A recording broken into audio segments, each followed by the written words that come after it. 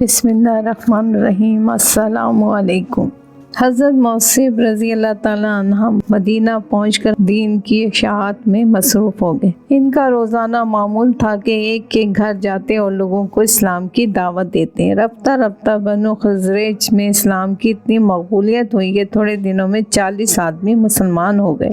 اس کے بعد حضرت موصب رضی اللہ تعالیٰ عنہ اس کی طرف متوجہ ہوئے۔ ایک مرتبہ اسد بن زرارہ رضی اللہ تعالیٰ عنہ چند مسلمانوں کے ہمراہ ایک باغ میں لوگوں کو اسلام کی دعوت دے رہے تھے کہ سعد رضی اللہ تعالیٰ عنہ بن معاذ کو، جو قبیلہ اوس کے سردار اور اسد بن زرارہ رضی اللہ تعالیٰ عنہ کے خالازاد بھائی تھے، خبر ہوئی۔ حضرت سعد نے اپنے چچا زاد بھائی اسید بن حضیر کو بھیجا کہ جا کر مصیب کو ڈانٹ دو۔ اسید گئے اور چھوٹتے ہی گالیاں دینی شروع کر دی، لیکن حضرت مصیب رضی اللہ تعالیٰ عنہ نے کمال حکیمانہ انداز سے ان کو ٹھنڈا کر کے ایسے مؤثر پیرائی میں اسلام پیش کیا کہ وہ فوراً ان کے قلب میں اتر گیا۔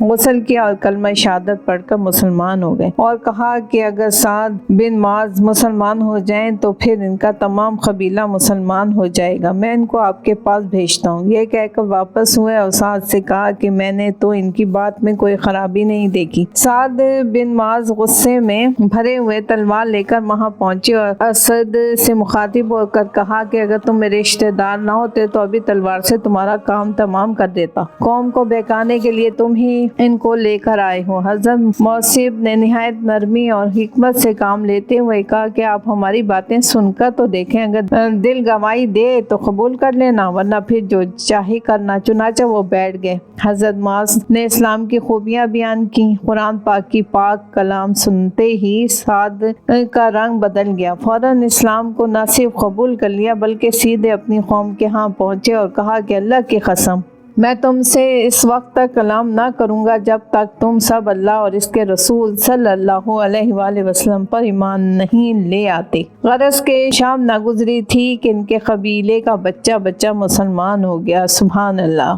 بیعت عقبہ ثانیہ۔ حضرت موصب بن عمیر رضی اللہ تعالیٰ عنہ قبیلہ بنو عبد الشہل کو اسلام کی دولت سے فیضیاب کرنے کے بعد بدستور شاعت اسلام میں شب و روز مصروف تھے۔ مہتاب اسلام اپنی شعاعیں یثرب کی سرزمین پر برابر پھیلا رہا تھا۔ مسلمانان مدینہ اپنے محبوب حضور نبی کریم صلی اللہ علیہ وآلہ وسلم کے جمال جہاں آرا پر غائبانہ عاشق اور شرف زیارت حاصل کرنے کے انتہائی مشتاق ہو چکے تھے، یہاں تک کہ یثرب کی بت پرست قوموں کا اسی قدیم رسم پر حج کرنے کے لیے مکہ آنے کا ارادہ ہوا، اور کچھ اوپر 70 مسلمانوں نے بھی ان کے ہمراہ مکہ کا قصہ کیا تاکہ اپنے دینی سردار صلی اللہ علیہ وآلہ وسلم کی زیارت کرائیں، اور ہو سکے تو حضور اقدس صلی اللہ علیہ وآلہ وسلم کو اپنے شہر میں لے آئیں۔ چنانچہ 13 نبوی کے شروع ماہ ذی الحجہ میں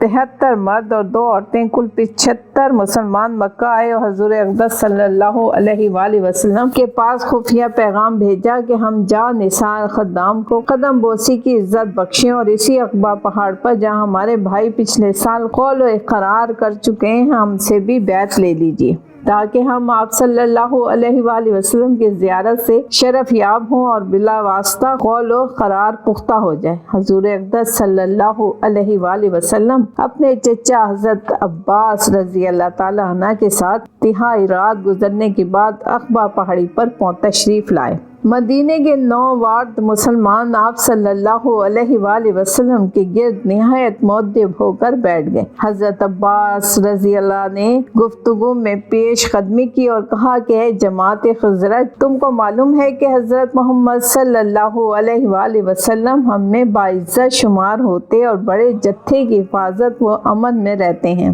اگرچہ ان کے مذہب کے سبب مکہ میں ان کے مخالف زیادہ ہو گئے، پھر بھی وہ جس نگاہ وقت سے دیکھے جاتے ہیں وہ شاید دوسرے کو حاصل نہ ہو، کیونکہ جو لوگ مخالف ہیں وہ در حقیقت اس نئے دین کے مخالف ہیں، حضرت محمد صلی اللہ علیہ وآلہ وسلم کے مخالف نہیں ہیں۔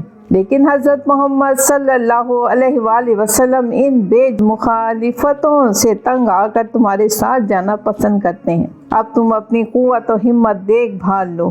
اگر تم ان کے ہر حکم کی تعمیل کر سکو اور ان کے ہر کھلے اور چھپے دشمن سے حفاظت کر سکو تو تم کو اختیار ہے کہ حضرت محمد صلی اللہ علیہ وآلہ وسلم کو اپنے ساتھ لے جاؤ، اور اگر یہ تمہاری طاقت سے باہر ہے اور تم آنے والے زمانے میں دستکشی کا خیال کرتے ہو تو بہتر ہے کہ ابھی صاف جواب دے دو، تاکہ حضرت محمد صلی اللہ علیہ وآلہ وسلم کی یہ موجودہ عزت اور حفاظت قائم و برقرار رہے۔